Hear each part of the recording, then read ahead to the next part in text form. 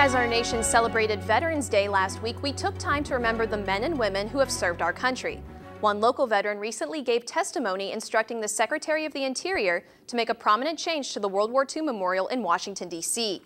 George Fowler of Coolville served in the U.S. Navy and is a veteran of World War II, and he joins us now in our studio. Thank you so much for being here this evening. Well, it's my pleasure to be here. I'd like to invite all of the World War II veterans as well as the Korean War veterans to contact Honor Flight Columbus, because they will be making another trip comes April of 2012.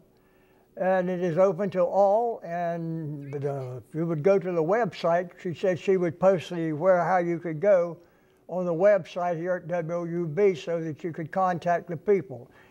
Bill Richards and Bobby Richards are the directors of this, and so far they have had 70,000 veterans go to the Washington Memorial.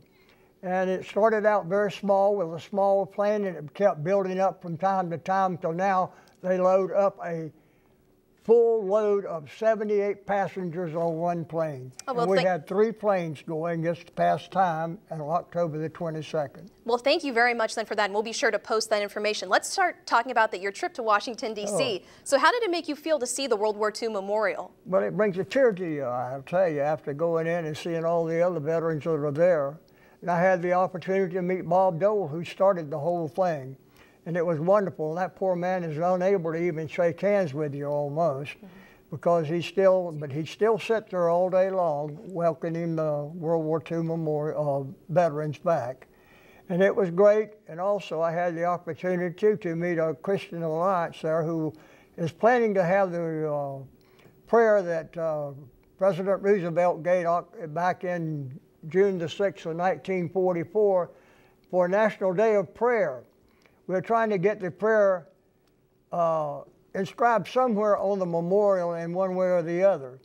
And it seems like I had Congressman Bill Johnson as my guardian for a whole day, and he did a good job. Well, let's just talk about that bill then quickly. Why do you support this bill that would put the prayer that President Roosevelt said at the World War II Memorial? Well, if you would read the prayer, I did not bring it to me, but if everybody would drink it, surely could call it up on your internet somehow, the World War II prayer.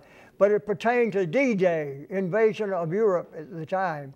And it also pertained to other parts. In June the 6th, at the same time as D-Day, we were in the Pacific getting ready to have a Marianas campaign. So it applies to all. Even today, the prayer carries on. It was for victory. Victory came, but it would come at a dear cost of many lives.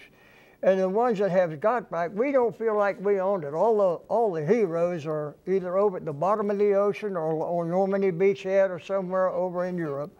And it was, I'd say most of the guys, they're the ones that should be honored, not the ones that are still here. By the grace of God, I'm here. Well, let's just then talk very, very briefly about this last Veterans Day. Did you do anything special? Did I do anything special? Yeah, I give Bill Johnson a rough time, I reckon. I don't know, but anyway, he was quite a gentleman, and he asked me if I would testify before Congress.